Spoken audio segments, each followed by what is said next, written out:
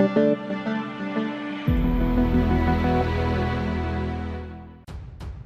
to hard reset Vivo T25G. Step 1. Firstly, use the power button to turn off the Vivo T25G. Step 2. Secondly, hold down at the same time the power and the volume up buttons. Step 3. The fast boot mode should be on the screen. Here use the volume up to choose an option and the power key to confirm.